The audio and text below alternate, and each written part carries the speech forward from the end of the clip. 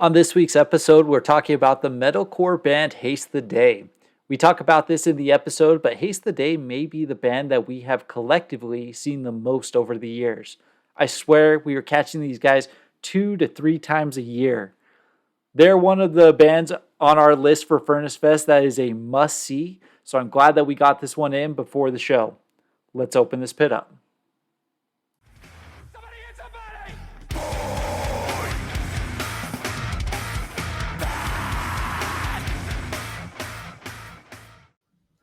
What's up, everyone, and welcome to this week's episode of the Pit Therapy Podcast with me, Trevor, and I've got Kyle, and we're expecting Josh to pop in here at some point. But how are you, man? You should have not said anything and then acted like completely surprised when he jumped in. When he just pops in. Yeah, man, I'm doing good. Good. I'm doing good. Dude, I just got back from California. I was out there for a work trip. Oh, yeah. Dude, I am absolutely thrashed. Like, I don't know what it was. What were you doing? No, man. Just like I just had meetings and stuff like that.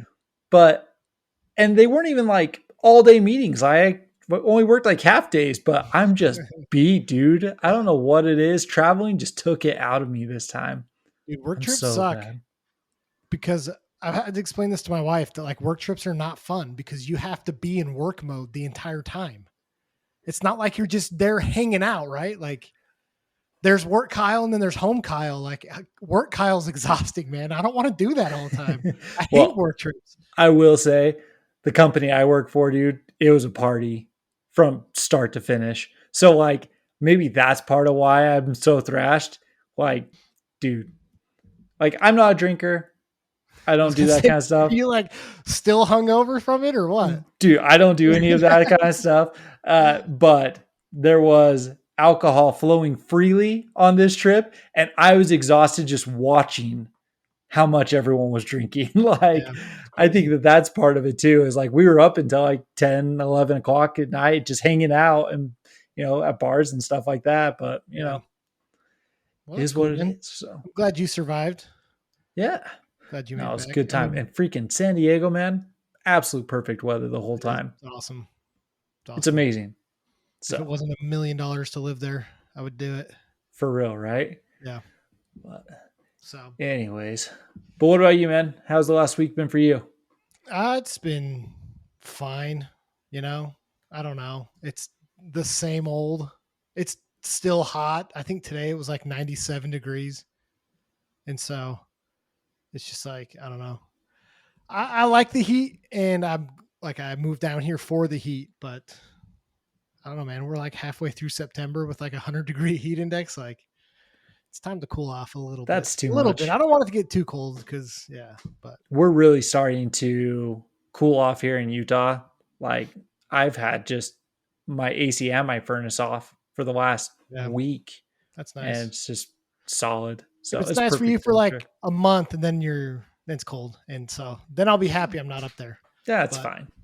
So we went and my daughter does like dance stuff and the like cheerleaders brought like all the little girls out onto the field before the game to like cheer for the football players running through the little thing they have, I don't know. It was cute. It was really cool to see, but I don't like follow high school football. It's a big deal down here. A lot of people do. Like people just go to the games even if you don't have kids in high school to watch like the high school football, which to me is like it's kind of weird.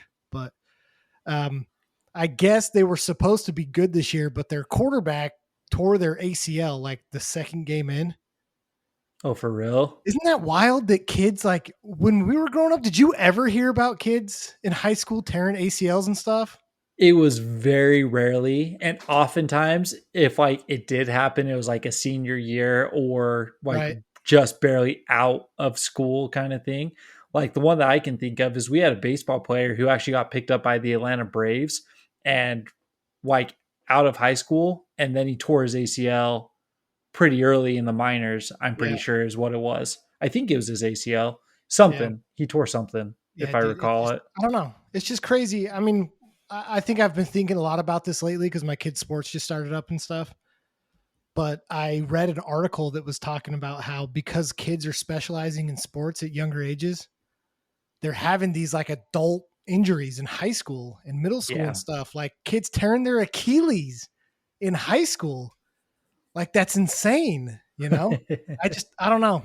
Kids sports, man, it's wild. It is wild. It is wild. Now it's going to be mosh injuries. We're going to start seeing kids without front teeth and stuff here soon. So, Yeah. Yeah, dude, I just saw a couple clips of I think it was Brass Tongue was playing in Alabama. Did you see those clips oh, online? Somebody was like holding a tooth, like, hey, who lost their tooth in the pit tonight? dude, that's wild. That was the show that English was telling us about, like No Cure, Yeah. Twisted Luck. Twisted Luck. Like, Mm-hmm. yeah, it was Looks sweet, dude. solid. Yeah, it looked way cool. So, Looked way cool. well, I mean, speaking about that kind of stuff, man, so much freaking new music came out. Yeah. Like, my list is like 10 bands deep. So, we had a thread going, but what popped out to you that was like new music came out? You should go check it out. Like, what was some of the big ones for you? Highlights? Well, highlights, the Grave Heist stuff was really cool. I'm a big fan of them.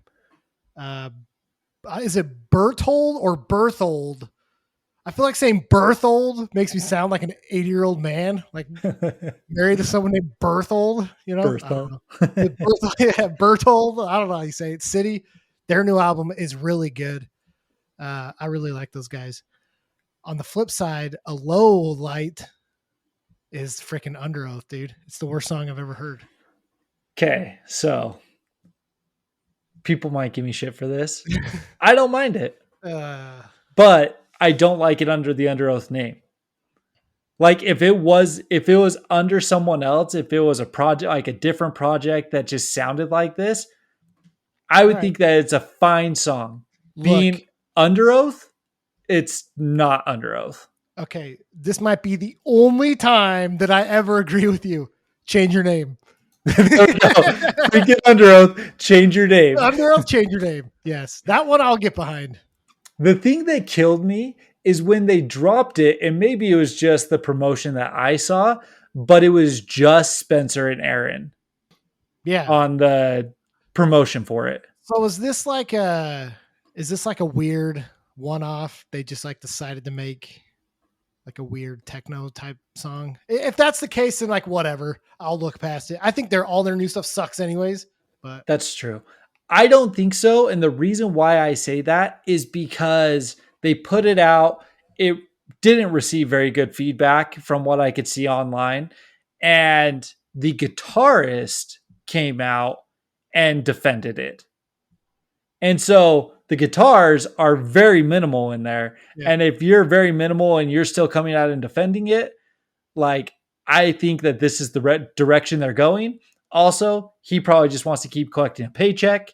Like, let's be honest, like defend it till the end, right? So I don't know. I thought if it was under a different name, it's actually not horrible in my opinion, but it's not Under Oath. So if you take the Under Oath moniker off of it, listen to it through that lens, then give me your opinion. All right. I mean, I won't fight you on it because it's not typically the type of music that I listen to. Yeah. But, you know, it is what it is. So, yeah.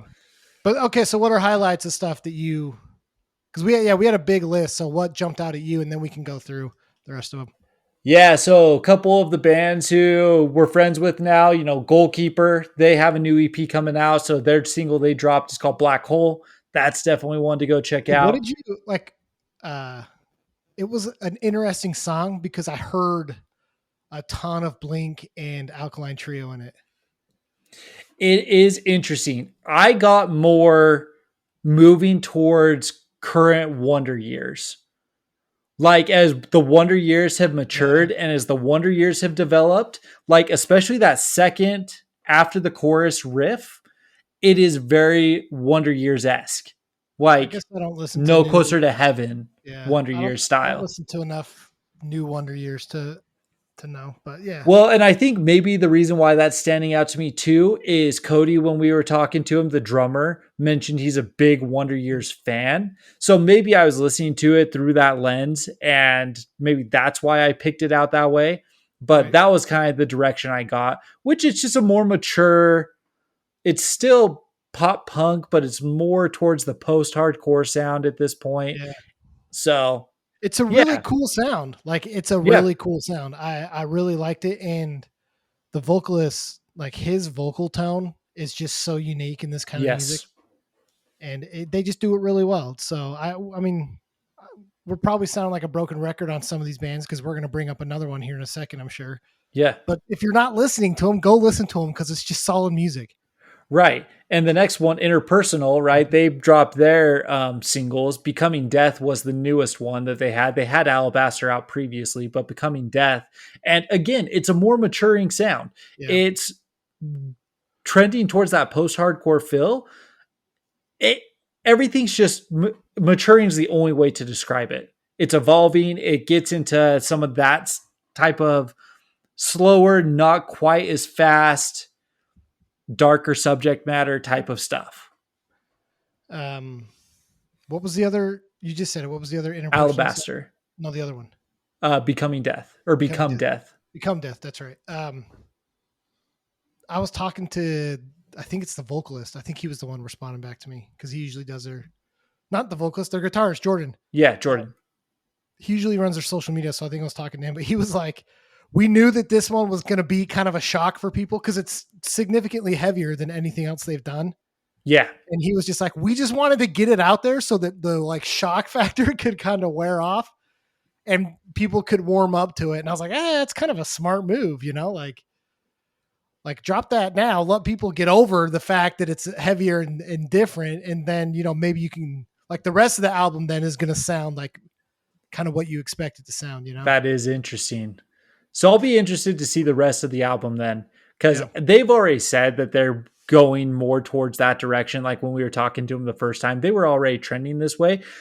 Become Death was a much heavier song than I expected from them, though. Yeah.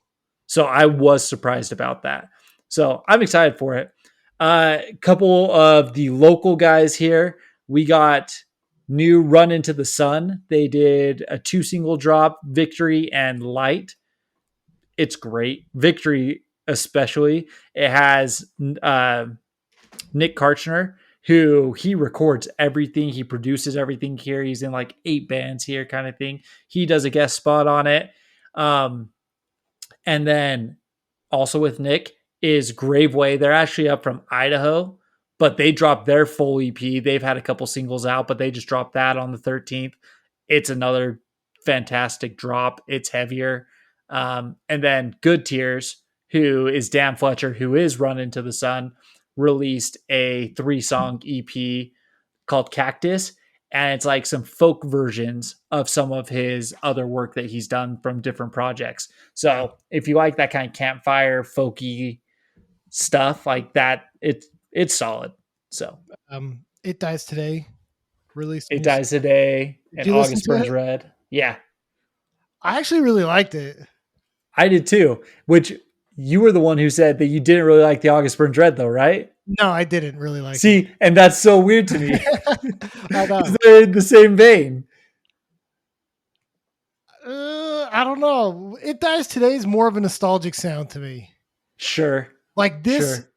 and I think that like it's cool that a lot of stuff's kind of coming full circle, and like It Dies Today, I think is going to fit in really well with today's metalcore, but not be as cliche as some of these bands are about it, right? Because they've been doing this so long. Like this sounds like an It Dies Today song, which was good then and it's good now. That's all. Sure. That's just kind of how I feel about it. So I think that people want the nostalgic punches right now. Yeah.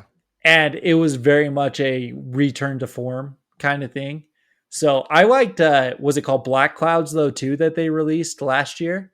Yeah. I don't remember the name, but yeah, they did release another song. That I like that song too. I thought that one was solid. So I like both of the releases that have come out from It Dies Today. Yeah. So it's good stuff. I felt like it was like last Friday, I think. It was like literally every band. I even made a social media post about it. It was like, I know. can we not release music all at once? Like I can't keep up, you know? For freaking real. I'm sure we missed a whole bunch here, but yeah, good stuff, man. Good. It's a good time to be into this music because there's good stuff out. So, um, what about tours? So I didn't see a ton. What are they called? Kenoshi?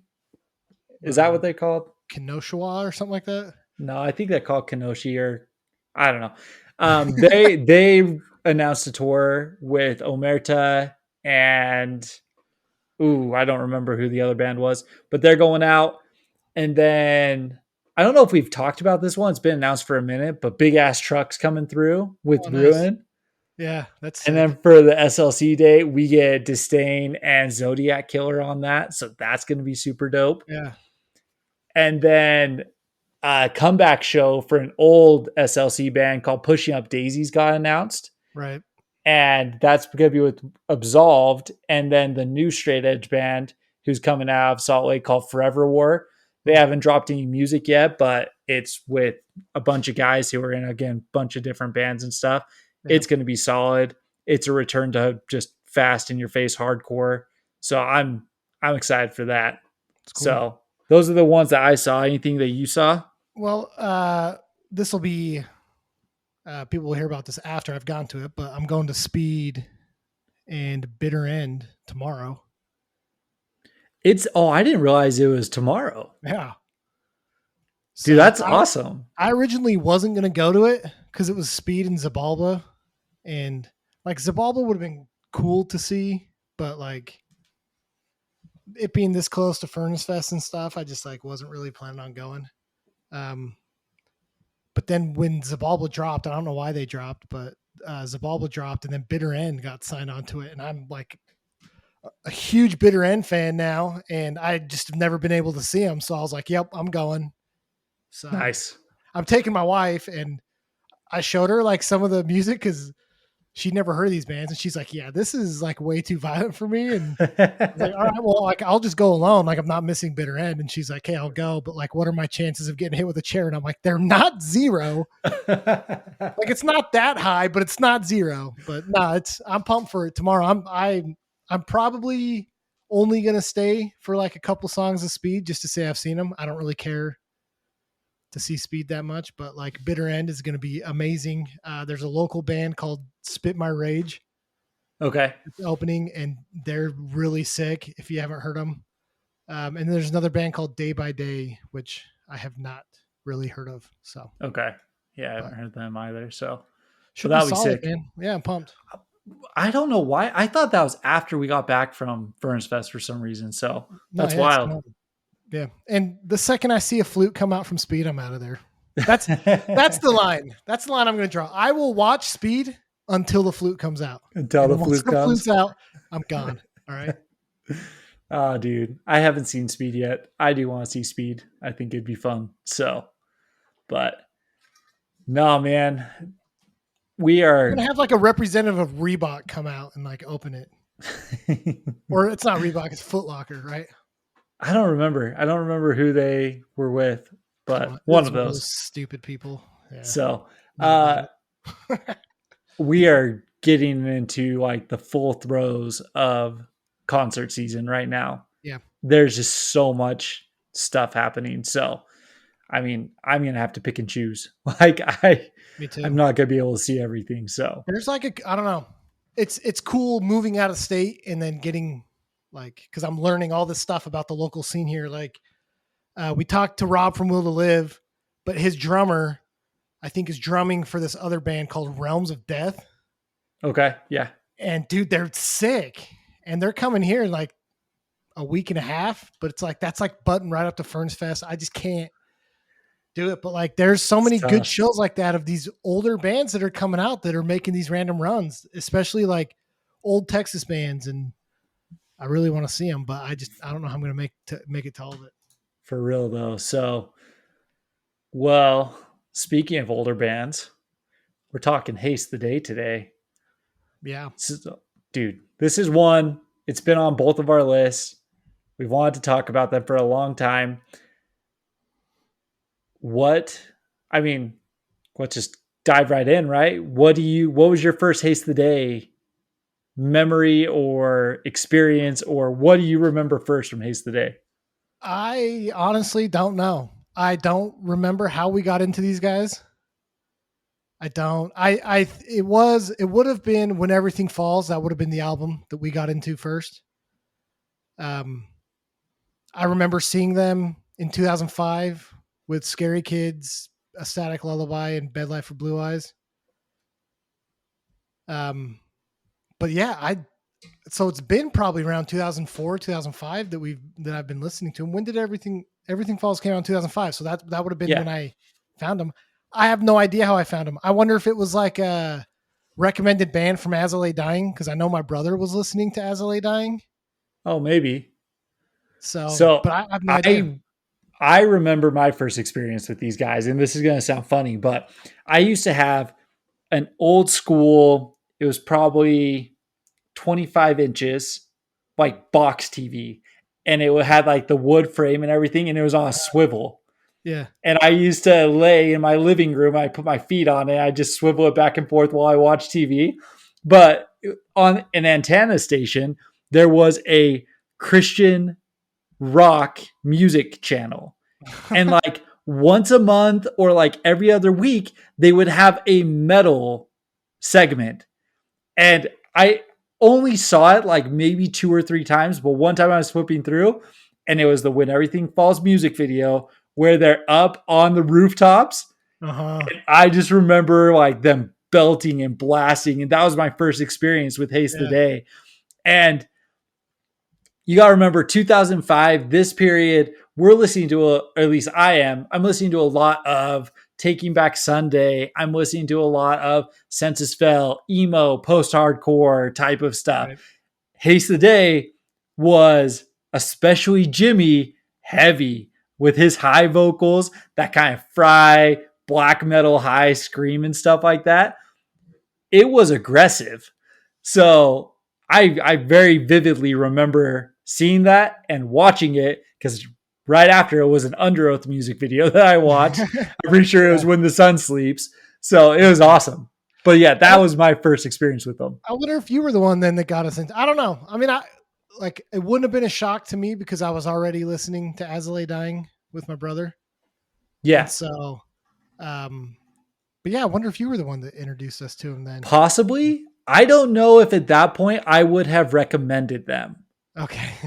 You know what I mean? Yeah. Because I remember going to the show that we were just talking about, the Bed Light for Blue Eyes, the Scary Kids show, A Static Lullaby. I was going because of Scary Kids. Right. Right? Because like that's what I was into at that time. Like that was the style of music that I was listening to a lot of.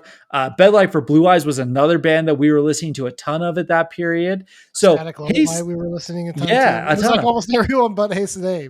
Exactly. So Haste the Day wasn't the reason I was going to that, but it was also the last time Jimmy was with them. That was his last tour. And so I remember seeing him up there. And then the next show we went to, with it being Steven, I wasn't aware they had made the vocalist change because it was before Pressure the Hinges. Right. And I was like, this isn't the same guy. Right. Like, what's going on? Yeah. I mean, back then, like, how would you have gotten news? Like, we weren't really doing much on the internet, right? So, yeah, maybe MySpace, maybe they would have had like a blog post on MySpace or something, but like, I don't know. That's a funny point that it's not the same guy. Exactly. That's what it was. Cause like I was sitting there, I was watching it and I'm like, his vocal, like he's changed his vocals. He's done something. But then it was like, oh no, this is just a different person altogether. Right. Yeah. I remember that show though, dude. Because I'm pretty sure my mom drove us because we would have been like 14, 15 going to this. And we had that friend Andrew that like did a backflip in the pit and everyone started cheering. And now I look back on that and I'm like, that's so cheesy. I hate when people do flips in the pit. But it was fun when we were 14. Yeah, that's true. I remember getting dropped, jumping off stage to Haste the Day. So nice. And like having to run to the bathroom and get towels and stuff because my head was bleeding. So Dude, that's so wild. But no, this is one of those bands that you and I have talked about multiple times. Haste the Day might be the band who I have seen the most throughout everything because like it was their heyday when we were really going to shows, right? So yeah, 2005 they played 130 shows, 2006 142, 2007 138, 2008 110, 2009 154. They were in Utah 2 or 3 times a yeah, year. seriously, It was just nonstop. And yeah, I'm pretty sure every time they came through, we went to see them. sure. Especially after Pressure the Hinges. Especially after Like, I Pressure the know we Hinges. wouldn't have missed any of those shows after Pressure the Hinges. So, No. but before we get into the music, though, I just, I, we were talking about this a little bit before. I'm a little sad that we did this band because they sounded a lot better in my head. Like before going through and like sitting down and listening to all their discography, it was like, I don't know. I remember it being a lot better. And maybe it's just because like I've changed and my tastes have changed, but or I'm just more critical of music and catch stuff now, like more. But I don't know. Like it's still good. I still enjoyed it. But I used to hold these guys like way high for me. They're like one of the few metalcore bands I really listen to still, you know. But it just I don't know. I don't know. It's So kind of like what? one of those don't meet your heroes type thing. Like it's kind of I don't You know. got to elaborate though. So like the old stuff, the new stuff, what are Okay, you saying? so Pressure the Hinges is still, even after listening to this, is still like a top 10 album for me. It's incredible. It's so freaking good. Everything else was kind of just like I would enjoy some of it, but then I caught myself like kind of being bored of it, especially their later stuff, Okay. right? Like That's they're and valid. even like I don't know when everything falls is awesome, but like there were parts of it that I was like, this is I don't know. Like I just kind of got I was just like, I'm gonna go turn something else on. But I had Interesting. this idea in my head that like I wouldn't do that. You know what I mean? So I don't know. You just thought that you were going to just be in heaven for the last week kind of thing. Exactly. Because we've listened to other bands where I felt like I was just in absolute heaven. That like I wasn't sick of them, you know. But by the end of this, I was like, I'm gonna go listen to something else, and it Okay. kind of surprised me, you know. That's valid. That's valid. So quick backstory on these guys or a quick history on these guys. They started in 2001. They're out of Indiana. Their name comes from a hymn that has the lyrics "Haste the Day." But I was actually just listening to a podcast where it was, I think, 4 or 5 of the guys who are currently in Haste the Day, right? And Brennan, who helped start the band, he's their guitarist, their backup clean vocalist. He was saying that originally they thought the band was going to be called A Painful Truth or The Painful Truth. And he was like, that's so, like, he was saying kind of mockingly, he's like, I'm embarrassed to say that. And then one of the dudes is like, well, there's like a legit hardcore band called Pain of Truth Yeah, right now. dude, He's that's awesome. like, so, Dude, but that's great. That's like great trivia stuff, dude. I love that. how weird would it have been if Haste the Day had been Painful Truth, and then we didn't have Haste the Day, we didn't have Pain of Truth currently, kind of thing, Maybe Pain of Truth would have been called like Haste Day Hate or right? something like that. I don't know. Like I don't know. I wonder. Do you think that's? Do you think there's any correlation? I wish we could ask the Pain of Truth guys, like if they knew that. That's Oh really no, there's no way because he said that like he doesn't even know if it's been like published anywhere that that's the case.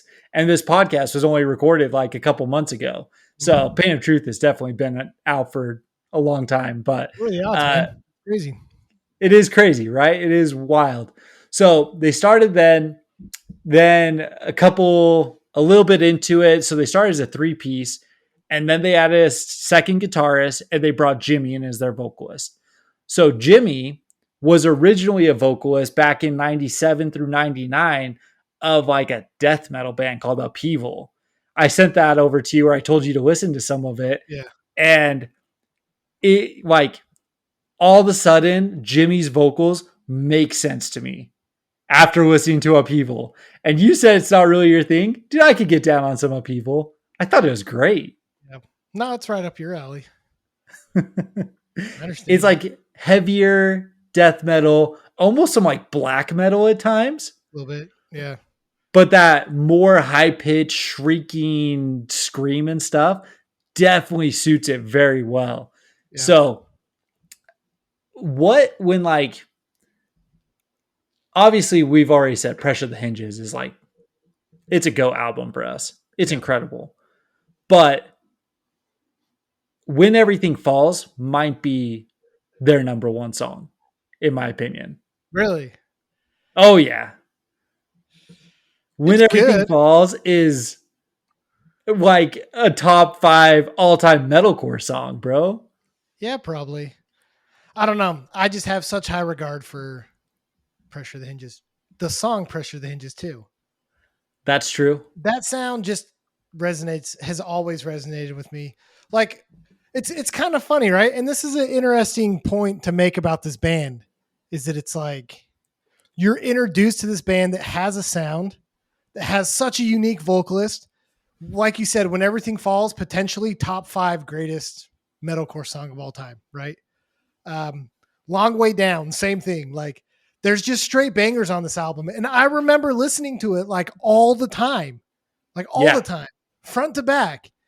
Like if you would have dropped me back into 2005, we probably would have said like, dude, this is one of the best albums ever. Like, I don't know how it gets better. The bump up to me from this album to Pressure the Hinges, like as much as I hold When Everything Falls in high regard, Pressure the Hinges to me was just so much better. Okay. Like, Okay. and it's so interesting, right? Because it's the same band. They just switched vocals, but their sound changed. And it was like, I don't know, like it was just like everything up to When Everything Falls was like perfect. But then like everything after like Pressure the Hinges, I don't know. I don't know how to explain it. Like it's just such a different feel, but it's the same band. Like it's just this weird like dichotomy between the two sounds and two bands, and like it's hard to judge, right? Like I'm sure there's people that are like up to When Everything Falls is their greatest. Everything after sucks. And then there's probably a lot of people that are like, nah, Pressure the Hinges on is their best. Everything before that sucks. You know? So this is what's interesting about bands like this, and we've talked about multiple bands like this, but they have their eras. They've got their T Swifts, right? Um, there are people who resonate with different eras of Haste the Day. There's the Jimmy era. There was their first EP, That They May Know You. Some people have that as like, that's Haste the Day. That's their Uh-huh. greatest. It's raw. It's aggressive. It's really good. The song Substance that's on Burning Bridges, that was originally recorded on this EP. And the way that they recorded it, it's so much more raw that I actually prefer that version than the Burning Bridges version. Yeah.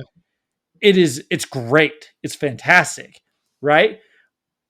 But it feels dated to me at this point. It's Right. definitely like it feels like early 2000s metalcore kind of thing. And I like that sound, but they had like clean electric guitar in there. I don't like the clean electric guitar sound in metalcore. So But that's a very like 90s, like it late is 90s, early 2000s. early 2000s metalcore sound. Right, exactly. Yeah. So then you go from that album to Burning Bridges, and Burning Bridges just got a little bit faster, a little bit more metal, kind of, like more thrashy almost. Thrashy, but it's like I feel like where this late 2000s or sorry, early 2000s, late 90s metal and metalcore was really good is it was the rawness. It was almost like kind of a messy sound, right? And then you Yes, get into like mid 2000s and things start to really like metal gets really tight and clean sounding, which I think is probably why it lost a lot of the aggressiveness, you know? Is because I agree with now that. it just sounds too clean, you But know? like, exactly. You listen to like American Love, dude, American Love is a phenomenal Yeah. song. Blue But 42. But it's incredible. it's probably like, I mean, you listen to though the songs on When Everything Falls compared to the album Burning Bridges, and it's like you can just feel them and hear them get like tighter and cleaner, and and you feel it get less aggressive, right? Yeah, yes, but I do think that actually When Everything Falls was faster than Burning Bridges, in my opinion. Yeah. And I mean, maybe I'll have to like go through and like listen to it again. But I just feel like you come out with like Fallen. Fallen is insane. That opening, just fast chugging riff. It's just Right. like going, going, going. Haste the Day for me was also like the first galloping metalcore band. You know what uh, I mean? And I and love that sound. but see, I don't. That sound doesn't resonate with me. That's probably why I kind of struggled through some of these. Is because I just don't like. I don't do power metal anymore. You know. Oh, see, I love that Fallen, man. That first song is so fast, it's just aggressive. And then like they were so good at going from that fast to then the slow Yeah. groove breakdown. Yeah. And And oh, dude, one thing so they good. did to perfection on this album and the next is the cleans, the choruses. Yes. It's just that transition is just so freaking good. It's pinnacle metal doing that. Like it's just so good. So Yeah. So there's like these guys and like It Dies Today. Like if you're going to talk about like metalcore, if someone said like give me a metalcore album, I would probably give them a Haste the Day album or an It Dies Today album. Like to yeah, me, this is like the definition of like metalcore. there's like All That Remains. I think All that remains gets at this there. time period kind of falls into that. Old As I Lay Dying, but I guess they didn't really sing in their old stuff. But Old Atreyu, like I do think there's Old Kill Switch, very reminiscent of like I agree. I'm not saying that like they are the bands, right? no, But yeah, for yeah, me personally, like if someone's to ask me, I'm giving them a Haste the Day album. right. Like this is my metalcore. This is what I love, Yeah. kind of thing. No, I was just trying So to say that like there was a lot of really cool, like metallic, like really metallic sounding you stuff. know, and it's funny that you're saying that because I was going back and I was reading original reviews of Burning Bridges and When Everything Falls and stuff. And the one I read for Burning Bridges, they give them like a 2 out of 5 stars. And they said, this is generic. And there's Oh, a ton of bands doing this sound better, including other solid state bands. Their label mates are doing this sound better. And I was just like, interesting. I don't feel like that aged well because these albums are incredible in my Yeah. opinion. But at the same time, I don't know that they got as popular as like an As I Lay Dying or All No, That Remains or whatever. they definitely got to the point where they could have probably filled like 1,000 cap room. You know what I mean? As I Lay Dying was playing out at Saltaire. 5? No, not 2005. Probably like 2008 when I mean, this Dreamer is came the out. okay. Yeah, I'm just saying, like for the era that they were in, right? There were bands that were doing it better than like not. I don't want to say better, bigger bands doing it, right? That's true. But these are also their early albums. Yeah, Yeah. So no, that's fair. That's fair. So, but I do think that When Everything Falls really did elevate them. I do think that they became a much more known band at that time. They definitely started to pack rooms. Like every time we went over to the Avalon, that room was always filled. yeah. Whenever we saw them there, you know. When we So saw them in 2005, it was what was that? Lo-fi that was cafe lo-fi. Yeah. packed. Yeah. Yeah. Yeah, I wonder because they were like the second band though, right? no, they were St- headlining. I feel were like they were. they? Yeah, because I remember getting hurt for them, and they were the last band. I thought Static Lullaby headlined that one. I don't know. Who Well, it I doesn't didn't land on my head, so I probably don't remember matter. it. No, it's all good. But yeah, I mean, they started packing out rooms. So 2005, that show that we're talking about, that was the last one with Jimmy.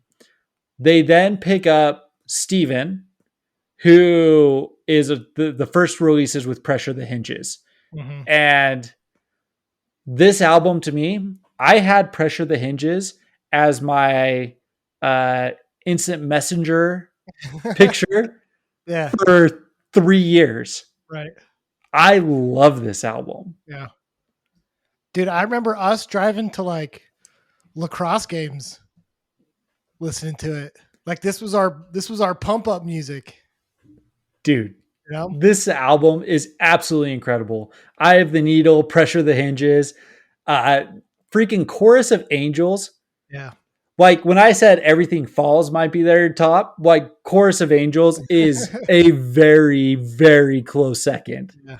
if not Yeah. over the top. So, when I went back and like really sat down and listened to this, like to do this episode, I started thinking like maybe the reason why I like this album so much is because it's a Misery Signals album with cleans. Oh, interesting. Like the Okay. guitar, the off timing, weird changes. It just the breakdowns reminded me of a Misery Signals album, but then the singing is like spectacular. It felt like go back and listen to like even just the intro to Pressure the Hinges, like you could change the guitar tone a little bit, and that's a Misery Signals intro. Sure. I get what you're saying there. So they also caught my attention, Steven specifically, because at this time, the bands that really grabbed me were the heavy vocalists who I could understand. And this was an album where you could understand 90% of the stuff that he's saying. You know what I mean? Right. And then, like you said, the cleans on it are so good. You talk about like the song like Stitches and stuff like that, Yeah. like the 5 words, that it's such a, we talk about memorable lines, choruses, themes like that. 5 words, is it really that hard to say? You're worth more than this? Yeah. Like, I dude, remember it's just like, in the yeah, music video, their mouths all stitched up, and it was like, dude, that's messed up. it was. Yeah. So one thing that I felt like, and we'll get into this as we talk through the rest of their albums, but this album and When Everything Falls to me just had like, I know people said it was generic, but I just don't feel like that. I felt like these two albums were very unique. Like maybe it's just because we can look back in hindsight, but it's like there's some things that are just very Haste the Day-ish. And as you go into their later albums, I feel like they lose that. But this album specifically, Pressure the Hinges, to me just felt so unique, and it still does. Right? Like I don't think anyone has been able to perfect the like melodic metalcore with non-cheesy clean singing. Because you have to remember in 2007, like what are people listening to? Like Escape the Fate, Sure. what are some of the other like Chiodos? I don't know, like really high pitched Circus Survive, type stuff. And it's like the contrast in their cleans was not that. Like it was this low toned. Yeah.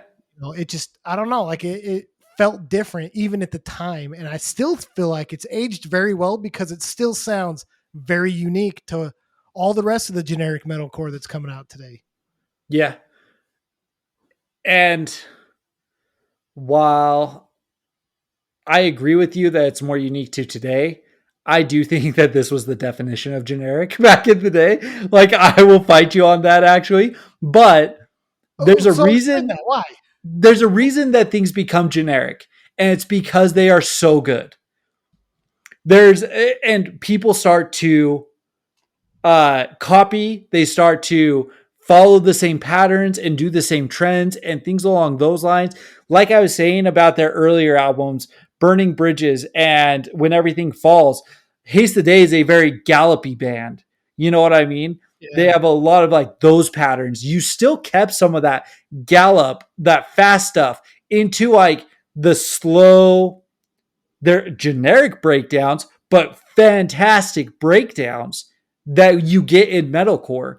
So where I'm Dude, going to disagree with you, I okay. think that it's a generic album, but it's the prototype for what generic is based off of. Well, but that doesn't, so that means they're not generic. That means they were unique and everyone else copied them. Agreed. But if Okay, you're just going to put it out there, there are other bands that sound like this. There are sure. other albums that sound like this. I personally gravitate towards this album. Okay, well, It, who else? Who else sounds like the Pressure the Hinges specifically? I'm gonna it put you dies on the today. spot a little. I mean, it dies today. These two bands together are very similar. A lot of their stuff is intermingling. You could they it dies today also had the lower vocalist, clean vocalist and stuff like that too. Like you get a lot of that kind of stuff It with Dies those. Today felt more like scene to me though. You're talking about visuals though and aesthetics No, and but stuff even their like music, that. even their music Mm, felt a little more like overproduced, a little less raw, a little more hot topicy. If you go back and listen to it, man, I've like I listened don't to a know. lot of It Dies Today recently because I've been driving my dad's car around, and the only album that was working was the Cat Live Choir. I've listened to a ton of Yeah. the Cat Live Choir recently. I don't know. I felt like this was a little more raw. I feel like Haste Today was always a little more heavy. Maybe their later albums. Maybe you could say like Attack of the Wolf King was closer to It Dies Today, but I just I mean, go throw on Cat Live Choir for just a minute and just like listen to a couple of the riffs on it, and it feels a lot like it.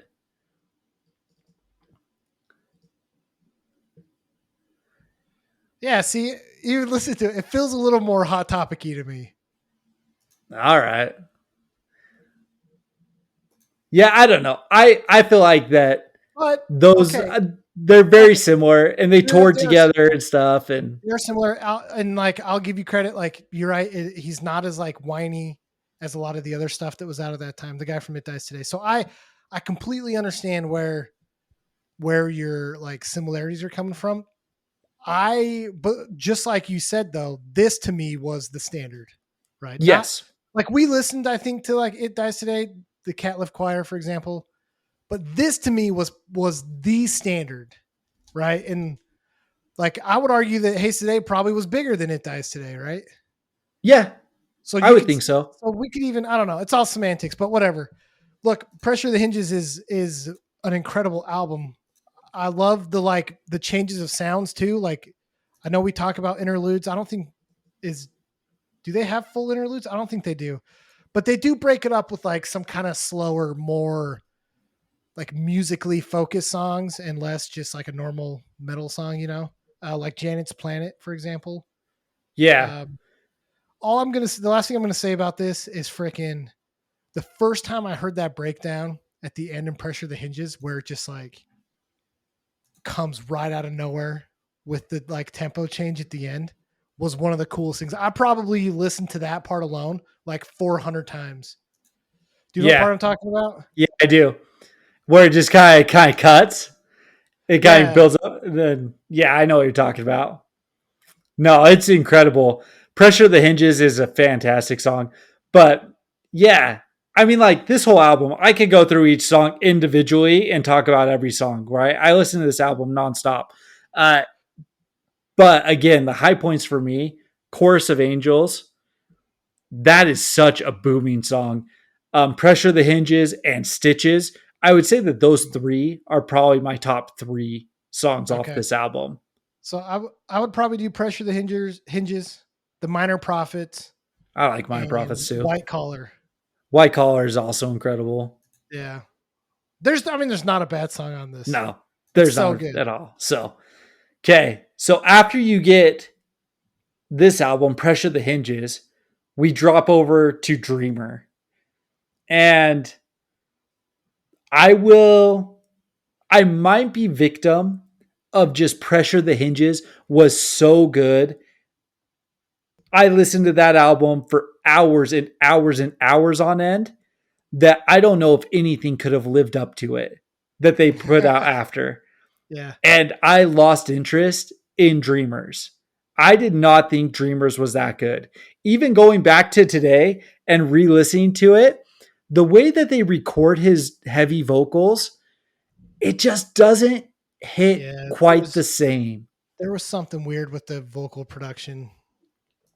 And I don't know what it was. This was also the time, right? 2008, where I started to get into like more polarizing music. I started to get into either way heavier, like deathcore and stuff like that, or like easycore, pop punk, things like that. I wasn't listening to as much this style metalcore. Yeah. I was listening to metalcore with like synths and stuff like that, not as much like guitar driven Right. metalcore. So I agree. I think that maybe we overlooked this a little bit because of how good Pressure the Hinges was. What's interesting is I guess I don't remember that this came out only a year later. Like really quick turnaround on these two albums. Um, I think that this is a very underrated album for them. This one and Coward, and because I think we were talking about before that a lot of people didn't like these, Yeah, and it blows my mind because if you actually listen to like the technicality in some of these songs on Dreamer, it's really good. 68 is it's one of the best intros to like any metalcore album. sure. I like And 68. when it gets into the breakdown, like at the very beginning, where it's like really low, when he just like really low screams that, what does he say? I am my own disease, and he like holds Yeah, he holds the end of disease like really long. It was just I remember just being like taken aback, like, oh, dude, that's heavy. yeah. And the one thing that Dreamer did do is it got back to galloping. It got Like very riffy, very it riffy. did. It got Yeah, very riffy. So I do feel like it was a good bridge. It was a good continuation, right? I feel like they got a little bit back to their roots of burning bridges when everything falls, but then they kept a lot of like the melody and stuff like that yeah, that they had developed on Pressure the Hinges. So like I do feel like it was a good next album for them, but it didn't catch me. I think that like Burning Bridges and When Everything Falls with like Jimmy's uniqueness and the rawness of it, like that's what got me on those. Pressure the Hinges, it was so fresh, it was different, it was something new yeah, for Haste the Day. This one felt muddled between the two. And I yeah, don't think it excelled in either category as well. So I yeah. think that's where it lost me. I totally agree. I totally agree. It's especially when you know what comes after this album. I think you understand it a lot better because you're Yeah. like, it's almost. And I made this comment a second ago. It's almost like they start to lose their identity a little bit. Like I know you said this, like this album. You're right. It does kind of call back to the other stuff they did, but it felt like it felt like the easy way out for them on a new album was like we're just going to rehash what we've done instead of trying to like grow. That's kind of how I felt on it. Like I think it's good, but I just like you said, there's nothing new on it. There's nothing unique. It just was a continuation. To me, this is Lost in the Sound and Separation from Under Oath, right? Like Oh, maybe they interesting. maybe they didn't really know what to do, so they kind of played back on what they did. Maybe members are starting to like their because I think the guy that There does was the some clean turnover. there's turnover. The guy that does the cleans, I don't know why he left, but like maybe he's kind of just running out of steam now, and he's just like, I don't know. Like I think it's a little underrated of an album because songs like 68 and Madman and Invoke Reform are great songs, but I just feel like they kind of lose a little bit of their identity. Yeah, yeah. I see that. And I again I'd have to go and look at the exact history and timeline and stuff like that. I don't remember if their drummer left before recording this album or just after recording this album when they picked up Giuseppe, who's currently the drummer for the Devil Wears Prada. He Right. was originally the Once Nothing drummer. And maybe that was part of it. Maybe their drummer had some stuff to do with it. Maybe, I mean, who knows, right? Like they did start to have member turnover Yeah. during this time. So Jimmy was the first one to leave. They put out Pressure the Hinges. I do think that another guitarist left just after Pressure the Hinges. Then the drummer goes. Then this comes out. Then their other founding guitarist, Brennan, who does their clean vocals, goes before Attack of the Wolf King, Yeah. right? So all they're left with, the original member was Mike, who's on bass. He was the last remaining original member after this album. So you're right. It's almost a full band turnover Yeah. leading up to this. Yep. And So you hear it. You hear it. Like again, I think 68 might be my second favorite Haste Today song. interesting. Madman, really good. Autumn, the acoustic song, really good. But then everything else just kind of feels a little. I'll say the same thing about Attack of the Wolf King. It just doesn't feel like it has their identity. It's maybe a little bit soulless for them, you know? Yeah, like so we'll go on to Attack of the Wolf King here. So 2010. When this album came out, I did not like it. I mean, yeah, me neither. When we talk about generic, this to Mhm. me was the generic that got lost. Like it didn't have the growth, the development, the pressure the hinges had. It didn't have the the speed and the chaos of when Mhm. everything falls. Even Dreamer tried to call back some of the stuff, but it still had the Brennan vocals on it. Right. This one felt like it could have been like a Wage War album. It could have been like an I Yeah. Prevail album. Like it Yeah. could have. I I feel like they tried way too hard to be like very emotional in this album. To the point, and we talked about this when we talked about Plead the Widow's Cause, right? If you're going to be a band that sings about this kind of stuff and you don't do it the right way, it comes off as cheesy and ungenuine. I felt like this album was that. Like I just felt like they tried too hard to be this like emotional band. Like listen to Dog Like Vultures. Like I don't know, like it's a good song, but to me, just like with the whiny cleans and like I feel like this is gonna be weird coming from me. I feel like it's too melodic. Like it just I see felt what like you're it was saying too there. like they just tried too hard to be like this emotional sound. Yeah.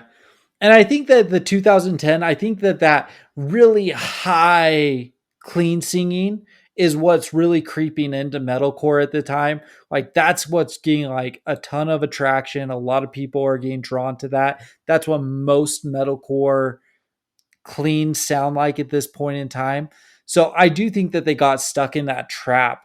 Um, I want to say that this is the album that they brought the guitarist for Phineas in. Mm, So you get more technical. right. You had some more of that like technicality coming out. And it's a lot like higher up on the fretboard, it sounds like. I Yeah. wish Josh was here to talk about this because that's the point where like it's so weird because I was on Reddit, I was reading through a bunch of things. A lot of people have this album as the best Haste the Day album.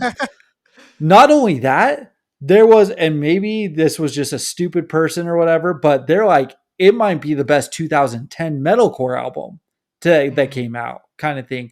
Like they people love this album, and I can interesting. see why because like the technicalities there. If you enjoy that Phineas style kind of I would thing, I would like to know what else they like. I would like to know what their top 5 metalcore albums are if they place this one as high.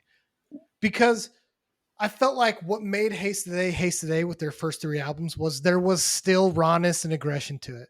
yes, I agree with you.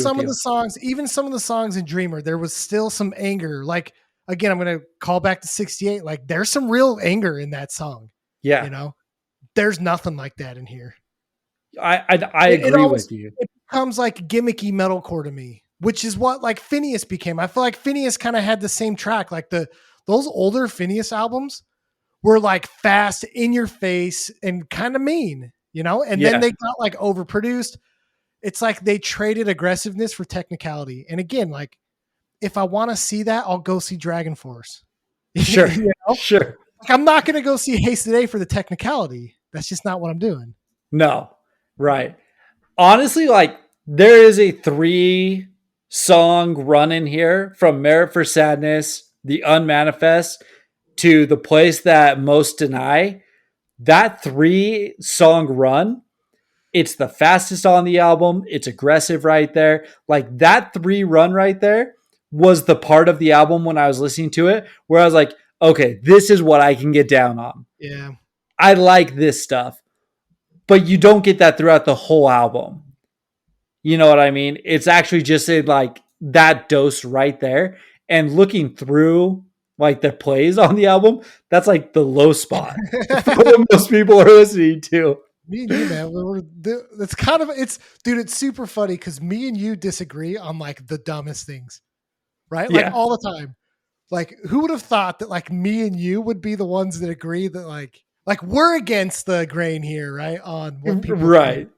Like usually it's not like that. Usually we're the ones with the dumb takes, but I feel like everyone else at Pace today has terrible takes, dude. What are they doing? Oh, that's So funny. funny enough, my favorite song on this album, and we were talking about this before, is White as Snow. Yeah, that song's not good. Dude, okay, here we go. I spoke too soon. No, dude, it's good. And it's good because it's unique. I feel like this song actually stretched them a little bit because it's different. It was a nice change of pace to this album. I don't know. I'm a big fan of it. I really like the kind of like doom metal-y, and I don't like doom metal, but I kind of like the doom metal breakdown. Or atmospheric. Yeah. Yeah. Like the ambient, it kind of echoes and yeah. The breakdown in it is like so sick. I know what you're saying, but there are so many more bands who have songs like this that do this better. Ooh. Name all of them right now. I mean, there's Under Oath songs that are like this that do it better. Like if you want to, Under Oath breaks down like that. If you want the breakdown portion of it, go listen to Thrice. But that's go listen to the Fire album from Thrice and listen to Burn the Fleet. Listen to that's like a ambient, and you get kind of a heavy feel. Like the Fire. Okay, I'll give you Thrice's Fire. I'll give you that. I'm not going to give you anything else, but I'll give you that. No, there are a bunch of bands who do this, right? So, anyways, like, I don't know. Overall, this is probably their weakest album, in my opinion.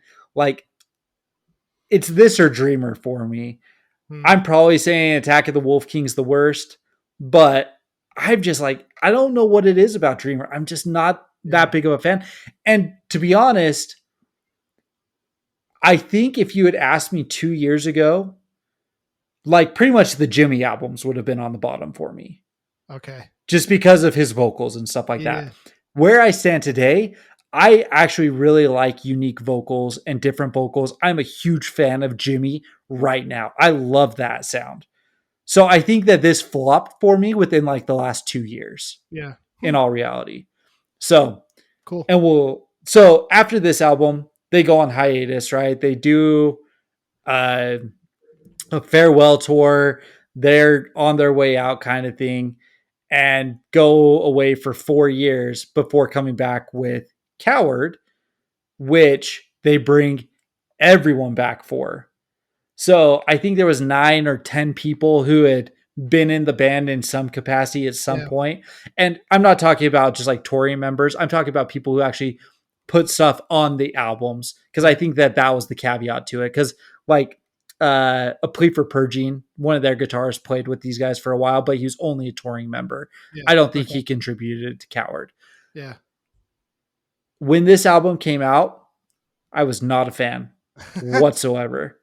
I didn't care for it. I thought it was just whatever, but I was Pressure the Hinges or When Everything Falls. Going back through, this album I really like this album. And maybe it's only because there's a few specific songs that I think are fantastic, but overall, I really, really enjoy this album. So this album is probably the album I've listened to the most outside of Pressure the Hinges. I actually listened to the crap out of this album when it first came out. Yeah. So I really like it. What's funny is the Jimmy songs they're really good and I like them, but they're my least favorite on the album. See, and we were talking about this. I think the Steven songs, I think they're just so good. They're just so good. Freaking World, Coward, and Lost. That 3-song run. Did I say that right? Okay, sorry. Yeah, That sounded weird in my head, you but got it okay. though. Okay, well, cool. Grammar, words. It's fun. That those 3 songs, dude, are just they're like some of the best songs they've written. They're so good. They're so good. And I'm a sucker for melodic stuff, and they really lean into it on those 3 songs. Right. And I'm a little bit different, right? I love the Jimmy on here. Freaking Take and Fail.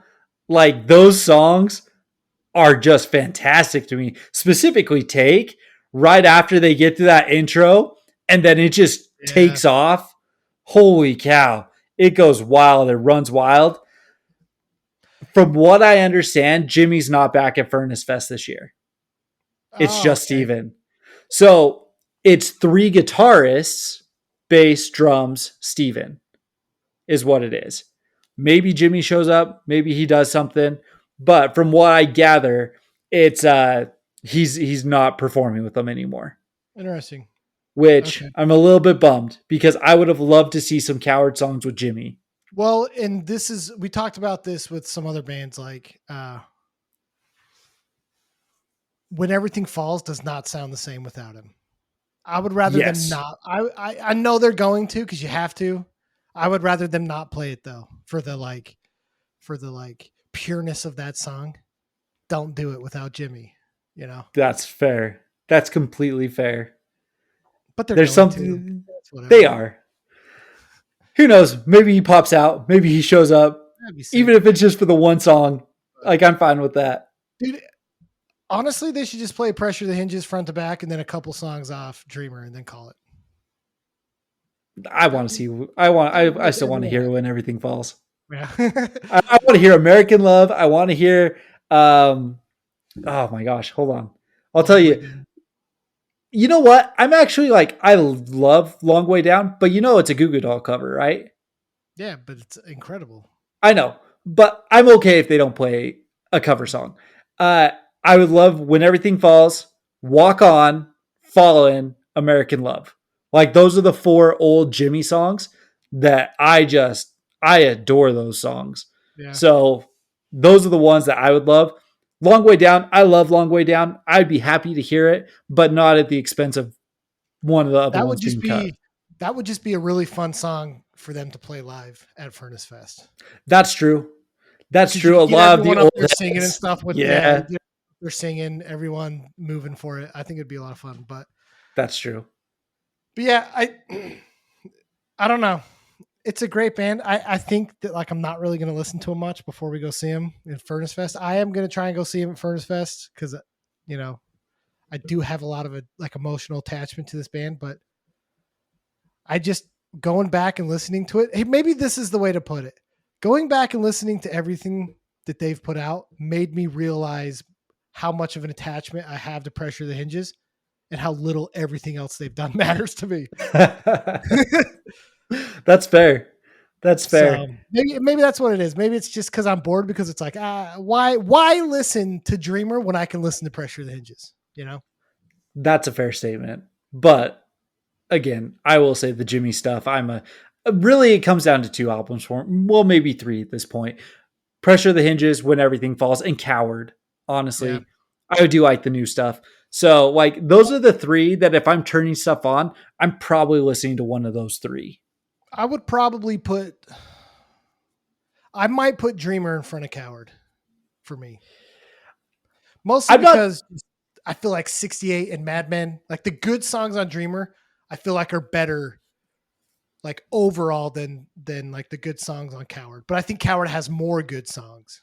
That's fair. So, I already said it. Like Dreamer's very low on my list. Like it has a couple of good songs, but again, the way that they recorded his vocals and stuff like that, just it didn't do it for me as well. But I don't know. You might be right overall. The quality of Dreamer, just like apples to apples, is probably better. But again, if I'm just like listening to Haste the Day though, yeah. I can't listen to that whole album. I can't do the vocal on it. So I don't now that know. you say it, I totally hear what you're talking about with the production. It's weird. I don't know what it is. It's just like, and it was so clean and it was so good on Pressure of the Hinges Yeah, that it's just like a step down. And I was just like, I'm just listening to Pressure of the Hinges now. Like I'm not turning this on. So, yeah. So but you know anyways, what was funny today? So I have very very specific memories of listening to Pressure of the Hinges while playing World of Warcraft. yeah, And they just dropped like a new expansion on World of Warcraft, and people were doing one of the new raids, and so I jumped on like Twitch and was watching people trying to, because they do like worlds first, they all compete to see right. who can beat the raid first. So I was watching it, but I was listening to Pressure the Hinges too while I was watching World of Warcraft. Dude, I had to like pinch myself. I was like, this is weird. Like this is like real weird. It was like a step beyond deja vu, dude. It was like Inception, spin the top, make sure that like this is reality, because it felt like it was such a weird blast from the past. Listen Oh, to that. nice, So dude. That's great. So, yeah, well, I'm super stoked to see these guys. We said it before. This is one of the bands that like they'll forever be on a pedestal for me. You know what I mean? Tons of memories. We saw them so much yeah, and so many. The Scary Kids Haste the Day tour was like an annual tradition for us, plus seeing them all their other times. So, no, I love these guys. I'm super pumped to catch them at Furnace Fest. I wanted to get this one done before Furnace Fest because dude, I'm just a massive fan. So, yeah, but for sure. cool. Well, I think that we're trying to catch another interview before we head out, and then we want to do a Furnace Fest episode. So we'll just see how timing works out I because mean, there's only 2 weeks before we go. we like titled the one Furnace Fest episode is like episode one, so I know. we have to do an episode two. Well, That's true. actually, maybe we don't. Maybe we just leave it and see if anyone catches. I mean, nobody listens to us anyway, so Or episode 2 is the Furnace Fest recap. all right. We'll see. Yeah, we'll just do on that one. I'm going to do like Furnace Fest conclusion. So it's just like episode one conclusion. That's right. So dope. Okay. Well, we'll catch you all next week. All right, man. See ya. Peace.